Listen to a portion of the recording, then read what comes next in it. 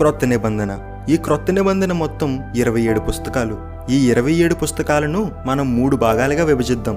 అందులో మొట్టమొదటి భాగం మత్తయి సువార్త నుంచి అపోస్తుల కార్యాల వరకు, రెండవది రోమా పత్రిక నుంచి యోధా పత్రిక వరకు, మూడవది ప్రకటన గ్రంథం.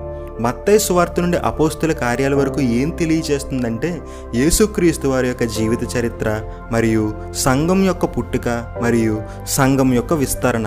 రెండవదిగా రోమా పత్రిక నుండి యోధా పత్రిక వరకు ఏం తెలియజేస్తుందంటే ఏర్పడినటువంటి సంఘం ఏ విధంగా నడుచుకోవాలి, ఏ విధంగా దేవునిలో బలపడాలి అనేటువంటి విషయాల్ని తెలియజేస్తుంది ప్రకటన గ్రంథం. ఈ ప్రకటన గ్రంథం ఎందుకు స్పెషల్ అంటే దీనిలో చారిత్రతో కూడినటువంటి భవిష్యత్తు జ్ఞానం ఉంటుంది. అంటే జరిగిపోయింది, జరుగుతున్నది, జరగబోయేది కూడా ఈ ప్రకటన గ్రంథంలో ఉంటుంది.